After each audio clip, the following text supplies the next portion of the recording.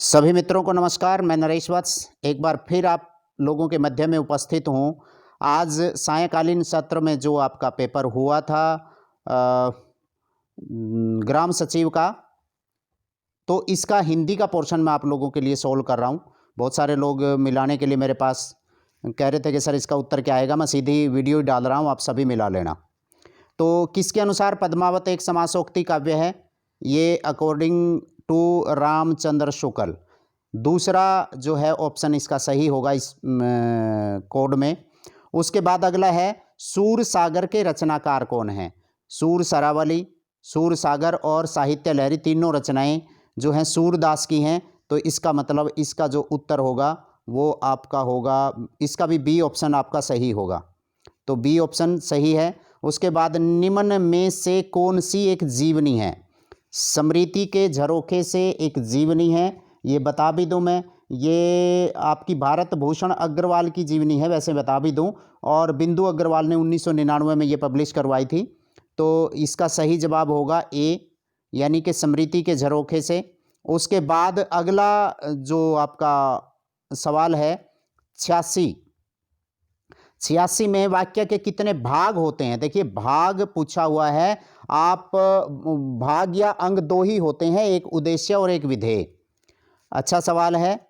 और इसका जो जवाब होगा वाक्य के भाग होते हैं दो, यानी कि तीसरा ऑप्शन आपका बिल्कुल सही होगा इसमें। उसके बाद औरंगजेब की आखिरी रात।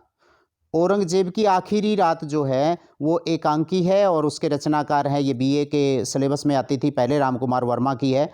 और इसका जो ऑप्शन होगा वो बी ऑप्शन होगा। निम्नलिखित में से किस बोली को काशिका कहा जाता है? वैसे भी काशी के अंतर्गत यानी काशी क्षेत्र में जो बोली बोली जाती है उसको काशिका कहा जाता है। और काशिका जो है वो बनारस में बोली जाती है। बनारस को काशी भी कहा जाता है। मैं आपको वैसे ये सवाल कई बार आ भी लिया आप लोगों के सामने।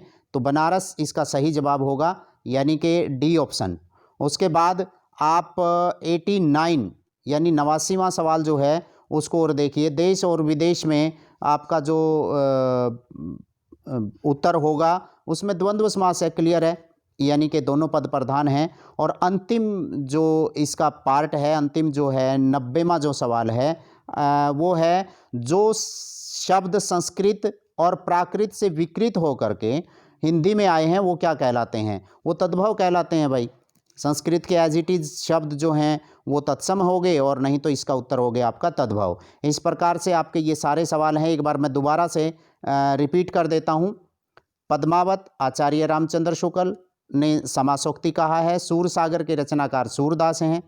और जीवनी है स्मृति के झरोखे से, और ये जीवनी है भारत भूषण अग्रवाल की, बिंदु अग्रवाल इसकी लेखक हैं। और वाक्य के भाग होते हैं दो, उद्देश्य और विधेय। औरंगजेब की आखिरी रात जो है ये रामकुमार वर्मा की है। किस बोली को काशिका कहा जाता है? ये बनारस में जो बोली बोली जाती है उसको काशिका कहा जाता है। देश विदेश में द्वंद्व समास है। और जो संस्कृत से और प्राकृत से होते हुए विकृत होकर के हिंदी में जो शब्द आए हैं उनको तद्भव कहा जाता है। ये आपके उत्तर होंगे।